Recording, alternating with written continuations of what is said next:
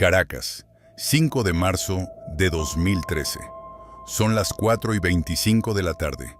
El vicepresidente Nicolás Maduro aparece en cadena nacional con los ojos húmedos y la voz quebrada. Detrás de él, la bandera venezolana. Frente a él, las cámaras de todos los canales del país. Lo que dice en los siguientes 30 segundos detiene a Venezuela en seco. Hugo Rafael Chávez Frías, presidente de la República Bolivariana de Venezuela, comandante de la revolución, el hombre que había gobernado el país durante 14 años, había muerto. Cáncer, dijo Maduro, una batalla larga y valiente contra una enfermedad que al final fue más fuerte. Las imágenes que siguieron fueron de un país partido en dos.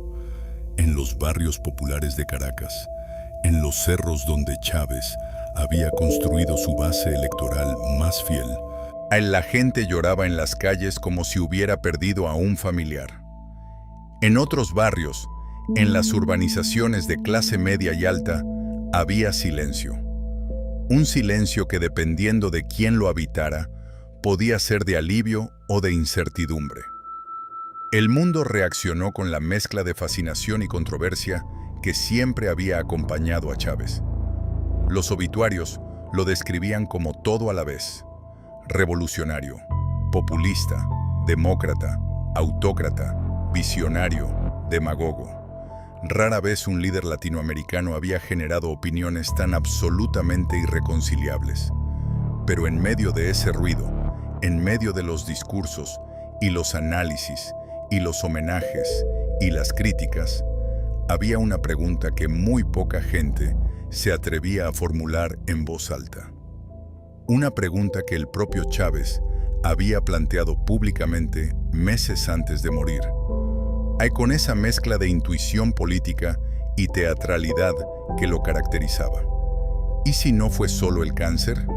Esa pregunta lleva más de una década suspendida en el aire sobre Venezuela y sobre América Latina, sin respuesta definitiva, sin investigación independiente que la haya cerrado, con indicios que algunos consideran perturbadores y que otros descartan como conspiración conveniente.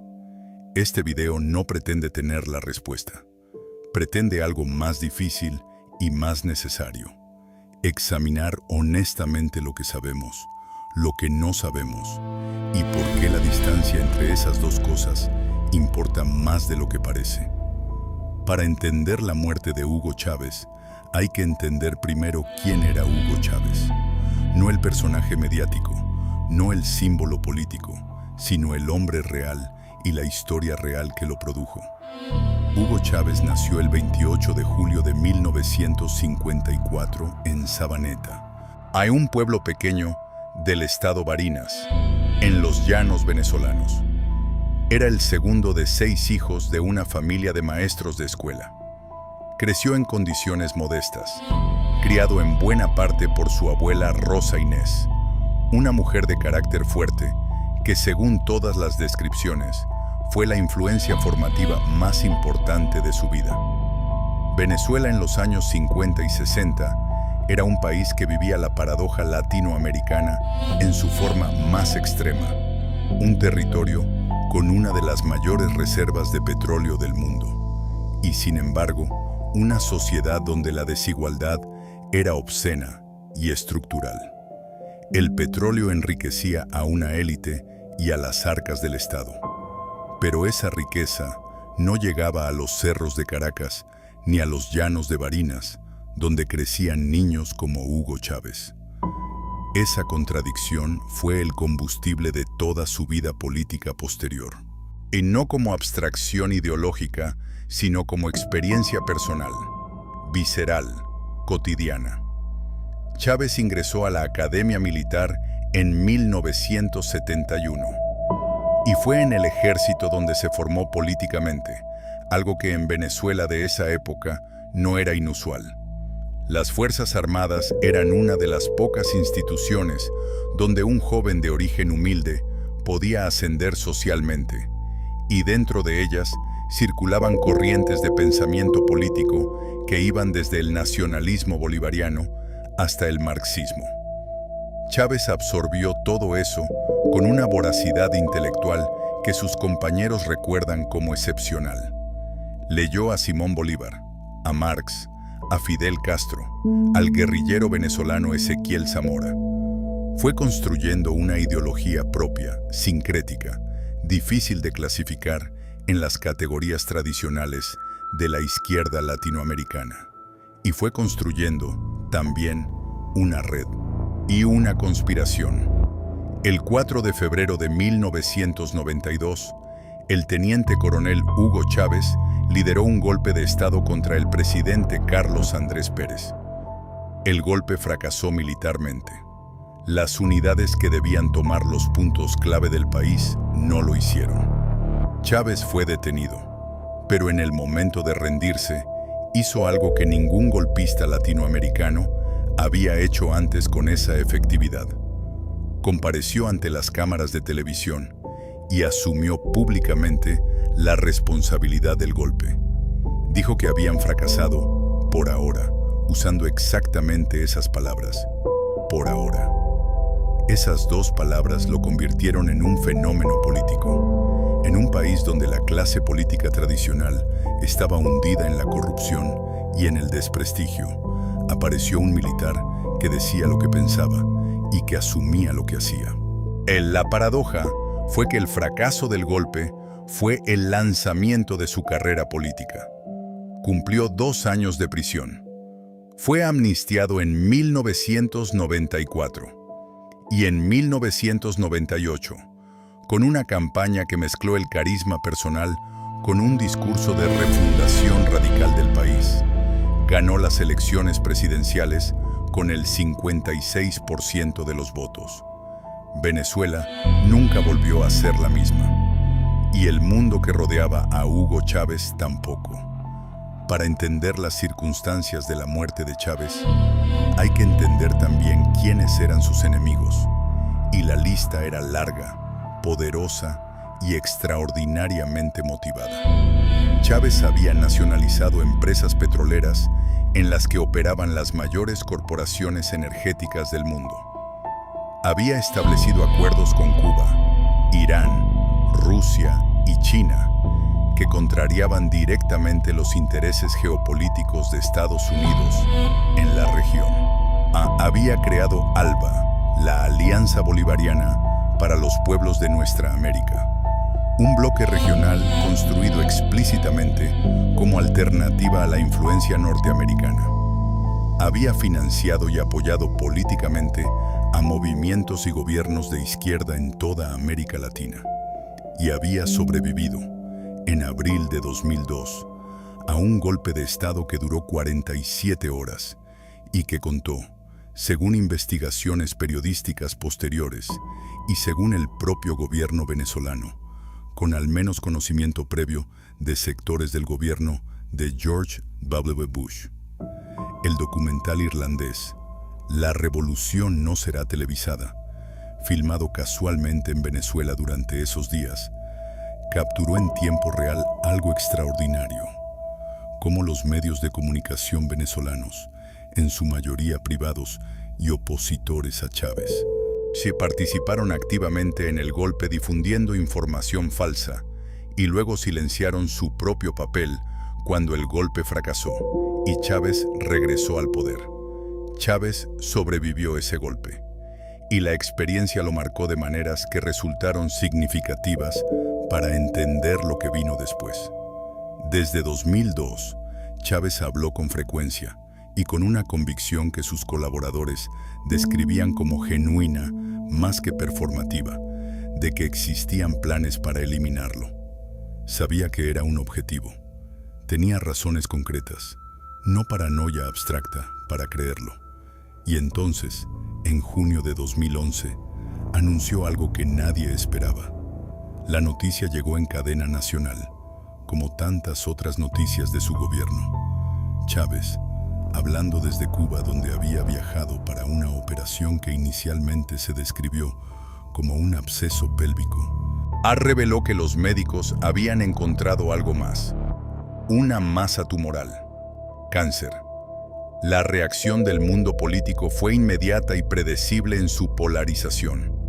Sus partidarios hablaron de una batalla que el comandante ganaría con la misma determinación con que había ganado todas las anteriores.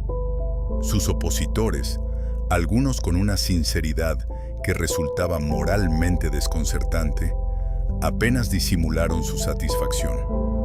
Pero en los meses siguientes, mientras Chávez se sometía a tratamientos en Cuba, surgieron preguntas que iban más allá de la solidaridad o la hostilidad política. Las primeras, médicas. ¿Qué tipo de cáncer era exactamente? El gobierno venezolano fue extraordinariamente opaco sobre los detalles del diagnóstico. Se habló de cáncer en la región pélvica, luego de un sarcoma, luego de otros tipos de tumor. Las descripciones cambiaron con una frecuencia que los oncólogos que seguían el caso desde fuera encontraban desconcertante.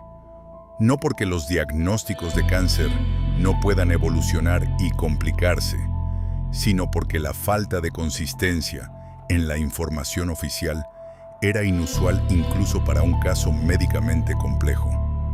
La segunda pregunta, más delicada: ¿por qué Cuba?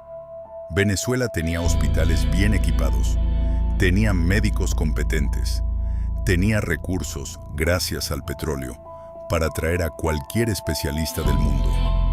Y sin embargo, Chávez eligió tratarse en Cuba, en instalaciones militares cubanas, bajo la supervisión de médicos cubanos cuya identidad nunca fue revelada públicamente y cuyos protocolos de tratamiento nunca fueron sometidos a verificación independiente. En la explicación oficial era la confianza política y personal de Chávez con el liderazgo cubano, especialmente con Fidel Castro, con quien tenía una relación que iba más allá de la alianza política y que el propio Chávez describía como de padre e hijo. Esa explicación era plausible, pero no cerraba todas las preguntas, porque un hombre que sabía que tenía enemigos poderosos y que había sobrevivido un golpe de Estado, eligió tratar su enfermedad más grave en un lugar donde ningún observador independiente podía verificar qué estaba pasando. Eso puede explicarse por confianza. También puede explicarse por otras cosas. El 8 de diciembre de 2012, Hugo Chávez compareció en cadena nacional para hacer un anuncio que dejó a Venezuela sin palabras. Había recaído. El cáncer había vuelto o no había desaparecido completamente. Necesitaba otra operación. De la cuarta, de nuevo en Cuba. Y entonces hizo algo que ningún presidente venezolano había hecho antes en condiciones similares. Designó públicamente a su sucesor. Si algo me pasara, dijo con esa manera suya de hablar que mezclaba lo íntimo y lo político hasta volverlos indistinguibles, si algo me impidiera continuar, elijan a Nicolás Maduro como presidente. Fue un momento extraño. Políticamente, tenía una lógica: garantizar la continuidad del proyecto político en caso de que no sobreviviera la operación. Pero también tuvo algo de despedida que los venezolanos que lo vieron aquella noche describieron como perturbador, como si Chávez supiera algo que no estaba diciendo completamente. Viajó a Cuba días después. La operación se realizó el 11 de diciembre y desde entonces, hasta su muerte el 5 de marzo de 2013, prácticamente desapareció de la vista pública. En esos casi 3 meses, Venezuela fue gobernada en la práctica por Maduro y por un círculo estrecho de colaboradores. Las apariciones públicas de Chávez fueron reducidas a fotografías que el gobierno publicó en enero de 2013, mostrándolo leyendo el periódico en Cuba, sonriente, con aspecto razonablemente saludable. Esas fotografías generaron de inmediato controversia. Algunos médicos que las analizaron señalaron que la figura en las imágenes mostraba signos físicos inconsistentes con una persona que supuestamente se estaba recuperando de una cuarta operación de cáncer. El gobierno venezolano nunca permitió una verificación independiente de esas imágenes ni del estado real de salud de Chávez durante esos meses. Y entonces murió. Y el mundo pasó a la siguiente pregunta: ¿cómo? Y Hugo Chávez no fue el primero ni el único en plantearlo. En junio de 2011, pocas semanas después de anunciar su diagnóstico, Chávez hizo una declaración que en ese momento fue interpretada principalmente como retórica política, pero que adquirió una dimensión diferente con el paso del tiempo. En un discurso ante sus colaboradores, mencionó algo que lo había perturbado.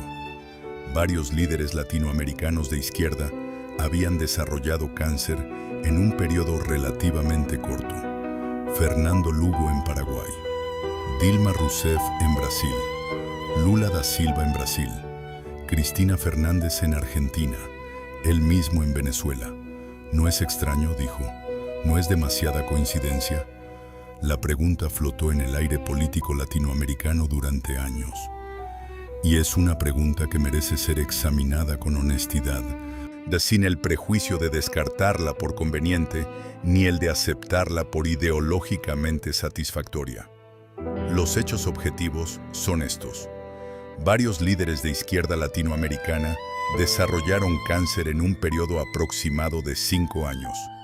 Algunos sobrevivieron. Lula da Silva, diagnosticado con cáncer de laringe en 2011, se recuperó y volvió a ganar las elecciones presidenciales de Brasil en 2022.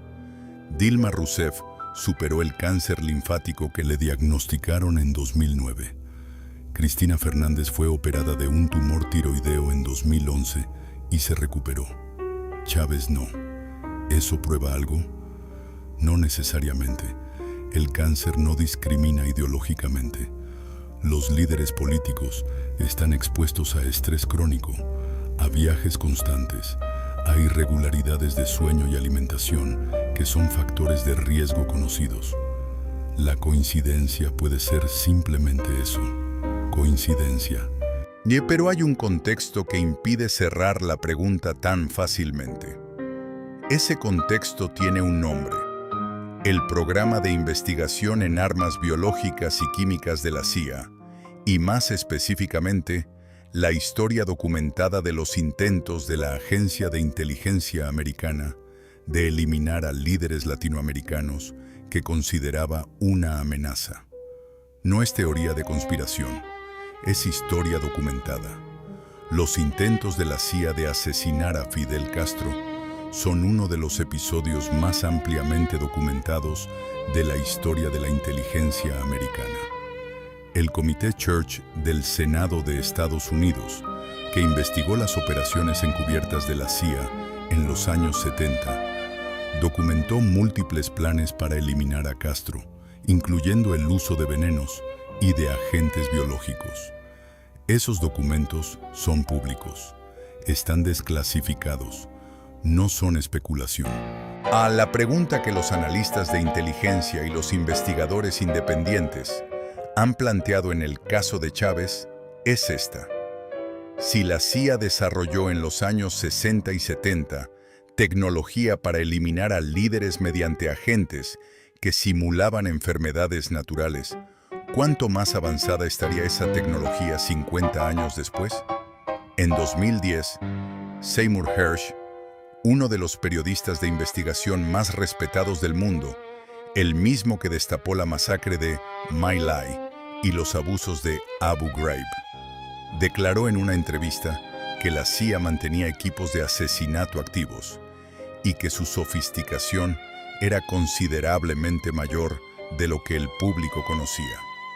Hersh no habló específicamente de Chávez, pero el contexto de su declaración era precisamente el de las capacidades encubiertas americanas para eliminar líderes inconvenientes. No es prueba, es contexto. Pero es contexto que impide descartar la pregunta con un simple gesto de mano. Hay varios elementos específicos del caso de Chávez que los investigadores y periodistas que han seguido el tema señalan como dignos de atención. El primero es la opacidad médica. En los 21 meses que transcurrieron entre el diagnóstico inicial y la muerte, el gobierno venezolano nunca publicó un informe médico completo e independientemente verificable sobre el estado de salud de Chávez. Los comunicados oficiales fueron siempre vagos, a veces contradictorios, y nunca sometidos a la revisión de médicos externos. Para un hombre que era el presidente de un país y cuya salud era un asunto de interés público constitucional, esa opacidad fue extraordinaria. El segundo elemento es la velocidad de la progresión.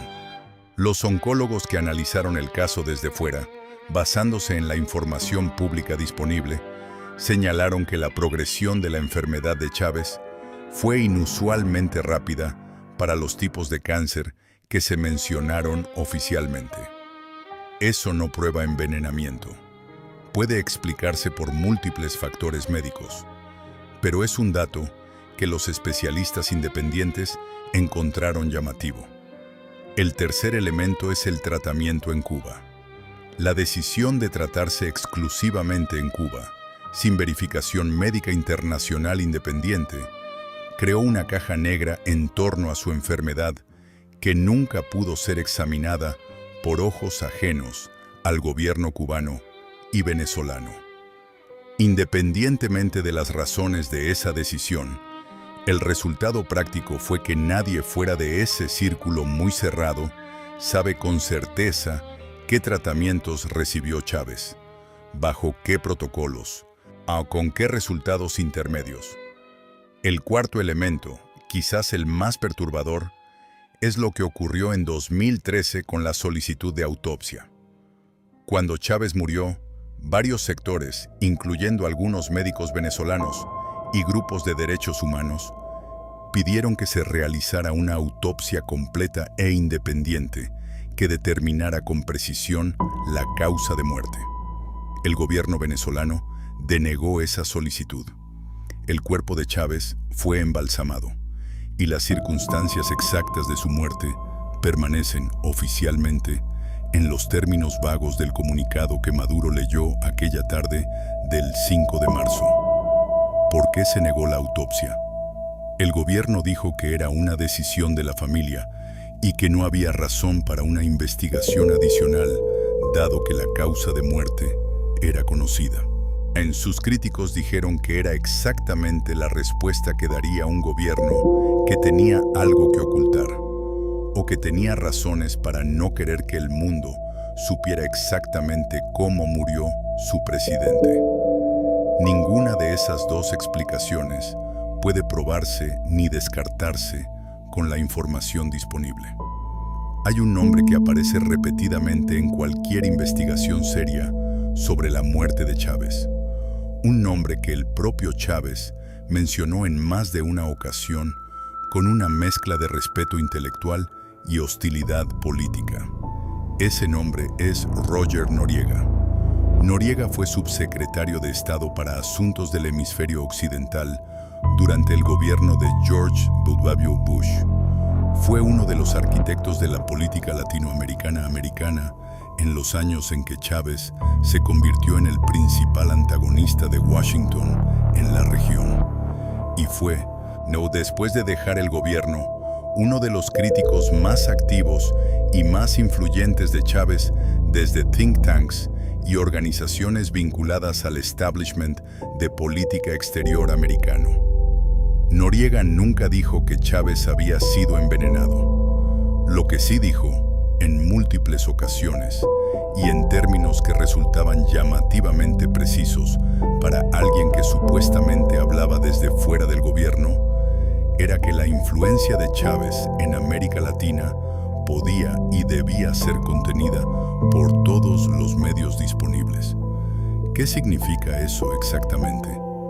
La ambigüedad es probablemente deliberada, pero el historial americano en América Latina que hemos mencionado sugiere que todos los medios disponibles es una frase que en el vocabulario de la política exterior americana puede incluir cosas que no se dicen en público. Hay también el testimonio de un exagente de la CIA venezolano, un hombre que se identificó con el seudónimo de Giordani en una entrevista concedida a medios venezolanos años después de la muerte de Chávez, que afirmó tener conocimiento de operaciones encubiertas dirigidas contra la salud de Chávez. Ese testimonio nunca fue verificado independientemente. La identidad real del hombre nunca fue confirmada, y el gobierno venezolano, curiosamente, nunca lo presentó formalmente como evidencia ante ninguna instancia internacional, lo cual resulta extraño si realmente lo consideraban prueba de un crimen de Estado. Esa inconsistencia es importante, y es el tipo de inconsistencia que aparece repetidamente cuando se examina el caso con honestidad. Hay indicios que sugieren preguntas legítimas, sí, pero cada vez que se intenta construir una cadena de evidencia sólida, aparece un eslabón que no se sostiene o que no puede verificarse. Pero la pregunta sobre el envenenamiento no puede examinarse en el vacío. Tiene que examinarse junto con otra pregunta que es igualmente importante y que con frecuencia queda eclipsada por el drama de la conspiración. ¿Qué pasó con Venezuela después de Chávez? Porque si hay actores que se beneficiaron de su muerte, identificarlos requiere mirar quién ganó y quién perdió con su desaparición. La respuesta más obvia apunta a Estados Unidos y a la oposición venezolana. Con Chávez muerto y Maduro en el poder, Venezuela entró en una espiral de crisis económica, política e institucional que en pocos años destruyó gran parte de lo que el chavismo había construido en términos de apoyo popular. En el país que Chávez había gobernado con índices de popularidad que a veces superaban el 60%, se convirtió bajo Maduro en un estado con una economía en colapso, una hiperinflación sin precedentes históricos en el hemisferio y una emigración masiva de más de 7 millones de personas. Si el objetivo de eliminar a Chávez era debilitar el proyecto bolivariano y restaurar la influencia americana en Venezuela, el resultado fue, paradójicamente, mixto. Venezuela se debilitó, pero el chavismo sin Chávez resultó ser más resistente de lo que sus enemigos esperaban, en parte porque Maduro demostró una capacidad de supervivencia política que nadie había anticipado. Hay otra respuesta menos obvia sobre quién se benefició, y esa respuesta mira hacia adentro, no hacia afuera. Dentro del chavismo había tensiones que Chávez, con su autoridad personal y su carisma, mantenía bajo control. Con él muerto, esas tensiones salieron a la superficie. El proceso de sucesión que él mismo había intentado organizar con su designación de Maduro no fue tan limpio como parecía. Hubo disputas internas. Hubo grupos dentro del propio movimiento que en la redistribución de poder que siguió a su muerte ganaron posiciones que nunca habrían conseguido con Chávez vivo. Eso no implica necesariamente que alguien dentro del chavismo tuviera motivos para querer su muerte, pero sí complica el análisis de a quién benefició. Hay una dimensión de esta historia que raramente se menciona y que sin embargo es esencial para entenderla en su totalidad. La dimensión de lo que Chávez mismo creía. Chávez no solo insinuó públicamente que podría haber sido envenenado. En conversaciones privadas con colaboradores cercanos, según testimonios recogidos posteriormente, expresó esa convicción con una claridad que iba más allá de la retórica política. Uno de esos testimonios es el de José Vicente Rangel, ex vicepresidente venezolano y uno de los intelectuales más respetados del chavismo, quien en entrevistas concedidas después de la muerte de Chávez, describió a un hombre que en sus últimos años vivía con la certeza de que sus enemigos intentarían eliminarlo, y que esa certeza incluía la posibilidad de métodos que no dejaran rastro obvio. Otro testimonio relevante es el de Eva Gollinger, una abogada y periodista venezolano-americana que fue durante años una figura cercana al gobierno chavista y que documentó extensamente los intentos americanos de desestabilizar a Venezuela.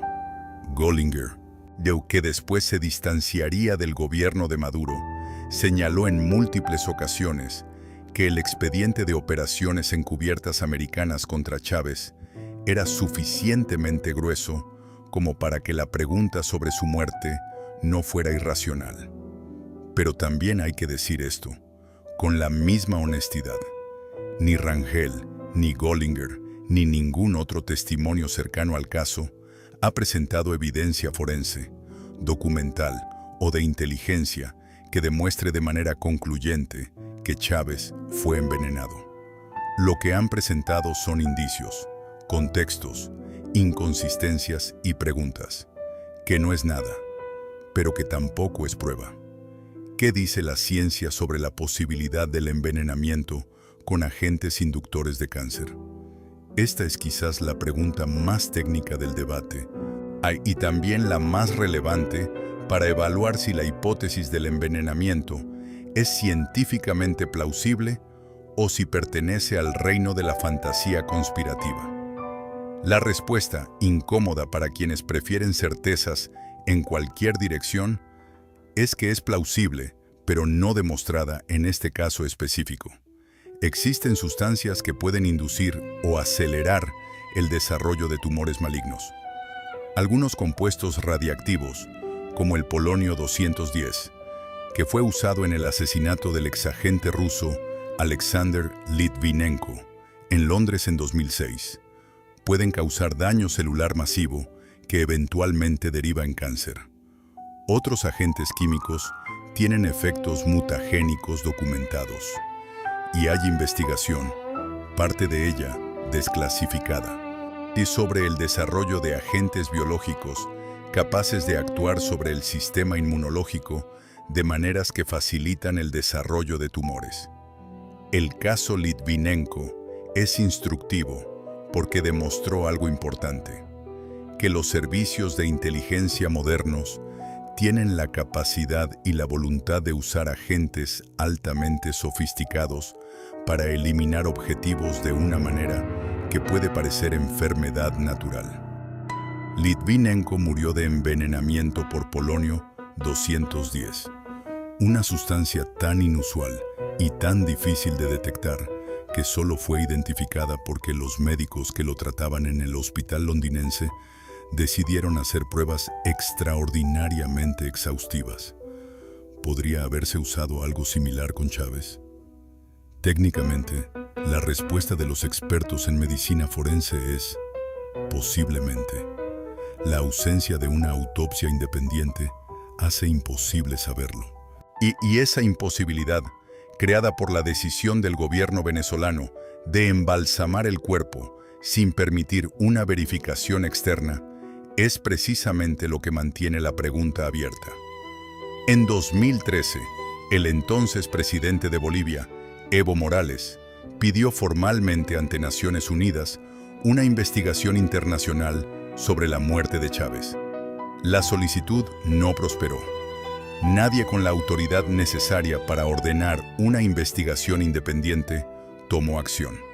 Y así, la pregunta quedó donde está hoy, sin respuesta. Hay que hablar también de Nicolás Maduro, porque la narrativa del envenenamiento ha tenido en sus manos una función política que es imposible ignorar. Maduro llegó al poder con una legitimidad que era fundamentalmente prestada. Era el heredero designado de Chávez, no un líder con base propia. Su primera elección en abril de 2013, la ganó por menos de 2 puntos porcentuales en medio de denuncias de irregularidades. Su mandato nunca tuvo la solidez política que había tenido el de su predecesor. En ese contexto, la narrativa del Chávez envenenado por el imperialismo americano ha sido para Maduro una herramienta política de primer orden. Le permite mantener viva la memoria de Chávez como mártir. Le permite justificar la hostilidad permanente con Estados Unidos. Le permite presentar cualquier oposición interna o externa como parte del mismo complot que supuestamente mató al comandante. Eso no significa que la narrativa sea falsa. Los argumentos políticos pueden ser verdaderos y útiles al mismo tiempo. Pero sí significa que hay que examinarla con la conciencia de que quien la promueve más activamente tiene intereses concretos en que sea creída, e independientemente de su veracidad. La instrumentalización política de la muerte de Chávez ha contaminado el debate de una manera que hace casi imposible examinarlo con la frialdad que merecería. Quienes creen en el envenenamiento son vistos automáticamente como chavistas ingenuos. Quienes lo descartan son vistos como lacayos del imperialismo. Y en ese campo minado de polarización política, la verdad, si existe, tiene muy poco espacio para respirar. Hay un paralelo histórico que los analistas mencionan con frecuencia en este contexto. Un paralelo que no prueba nada sobre el caso de Chávez, pero que ilumina el tipo de mundo en el que ocurrió. En 1961, el presidente de la República Democrática del Congo, Patrice Lumumba, fue asesinado. Lumumba era un líder independentista africano que Washington consideraba demasiado cercano a la Unión Soviética. Su asesinato fue durante décadas una de las conspiraciones mejor guardadas de la Guerra Fría. Décadas después, documentos desclasificados confirmaron lo que los investigadores habían sospechado. La CIA había estado involucrada en la planificación del asesinato de Lumumba, aunque la ejecución final fue llevada a cabo por actores congoleños. El director de la CIA en ese momento, Allen Dulles, había enviado un cable al jefe de estación en el Congo diciendo que la eliminación de Lumumba era una prioridad urgente y vital. El caso Lumumba no prueba que Chávez fuera envenenado, pero sí prueba algo más general y más importante, que la idea de que Estados Unidos eliminaría a un líder latinoamericano que consideraba una amenaza estratégica no pertenece al reino de la fantasía. Pertenece al reino de la historia documentada. Y esa historicidad es lo que hace que la pregunta sobre Chávez no sea descartable con una simple afirmación de que las democracias modernas no hacen esas cosas. Porque el registro histórico muestra que las democracias modernas, incluyendo la más poderosa del mundo, han hecho exactamente esas cosas en el pasado. Existe también la posibilidad que con frecuencia queda eclipsada por el drama de la conspiración, que Chávez simplemente murió de cáncer. Es importante decirlo con la misma claridad con que se han presentado los indicios de la hipótesis contraria. El cáncer no discrimina. Los líderes políticos son personas sometidas a niveles de estrés, de exposición a contaminantes ambientales en viajes constantes, de irregularidades en el sueño y la alimentación, que son factores de riesgo reales y documentados. El tipo de vida que llevó Chávez durante sus 14 años en el poder fue el de alguien que literalmente no descansaba, que fumaba, que comía mal, que dormía poco, que viajaba constantemente a los rincones más remotos de Venezuela y del mundo. Los médicos oncólogos que han comentado el caso, sin acceso a la información confidencial, señalan que nada en la descripción pública de la enfermedad de Chávez es incompatible con un cáncer natural que se desarrolló. Se trató de manera posiblemente subóptima y finalmente resultó letal. La opacidad médica del gobierno venezolano, que es real y preocupante, puede explicarse también sin recurrir a la conspiración. Los gobiernos autoritarios o semi-autoritarios son opacos por naturaleza, y la enfermedad de un líder es siempre una vulnerabilidad política que los gobiernos de ese tipo intentan minimizar. La falta de transparencia sobre la salud de Chávez es consistente con el patrón general de opacidad informativa del gobierno bolivariano, no necesariamente con la ocultación de un crimen, y la negativa a una autopsia independiente, aunque levanta preguntas. También puede explicarse por el dolor genuino de una familia que no quería que el cuerpo de su ser querido se convirtiera en objeto de investigación forense en un contexto político extraordinariamente polarizado. Ninguna de estas explicaciones cierra todas las preguntas, pero son explicaciones racionales que no requieren conspiración. La verdad honesta es esta. No sabemos. No tenemos evidencia suficiente para afirmar que Chávez fue envenenado. Tampoco tenemos la certeza absoluta de que no lo fue. Vivimos en el espacio incómodo entre esas dos certezas, y la única posición intelectualmente honesta es reconocerlo. Pero hay algo que va más allá de la pregunta médica, algo que importa independientemente de si Chávez fue envenenado o murió de cáncer natural. La pregunta sobre su muerte revela algo sobre el mundo en el que vivimos, sobre la naturaleza del poder, sobre los límites de la transparencia democrática, sobre lo que los estados poderosos hacen y han hecho cuando consideran que sus intereses estratégicos están en juego. El hecho de que la pregunta sea plausible, de que no pueda descartarse con certeza, dice algo sobre el tipo de sistema internacional en el que operamos. Un sistema donde la eliminación de líderes inconvenientes tiene un historial suficientemente largo y documentado como para que la sospecha no sea irracional. Y dice algo sobre Venezuela, sobre un país que no permitió una investigación independiente de la muerte de su presidente, que embalsamó el cuerpo antes de que pudiera examinarse, que convirtió esa muerte en narrativa política antes de que pudiera convertirse en verdad establecida. Independientemente de lo que ocurrió realmente, esa decisión fue un fracaso que no se le puede atribuir solo a Maduro o al gobierno venezolano. Es también el fracaso de la comunidad internacional, que no exigió con suficiente fuerza la transparencia que el caso merecía. Chávez fue un líder que dividió a Venezuela y a América Latina como pocos, que generó admiración y odio con igual intensidad, que construyó cosas que sus seguidores consideran transformadoras y que destruyó cosas que sus críticos consideran irreparables. Esa ambigüedad es parte de su legado. Pero hay algo en lo que todos deberían poder ponerse de acuerdo, independientemente de su posición política: que la muerte de un presidente electo merece una investigación transparente e independiente, que el silencio en torno a esa muerte no sirve a nadie excepto a quienes tienen razones para no querer la verdad. Venezuela no tuvo esa investigación, y esa ausencia, esa negación de la verdad, es en sí misma una forma de violencia contra la historia. 10 años después de su muerte, Hugo Chávez sigue siendo una presencia activa en la política venezolana y latinoamericana.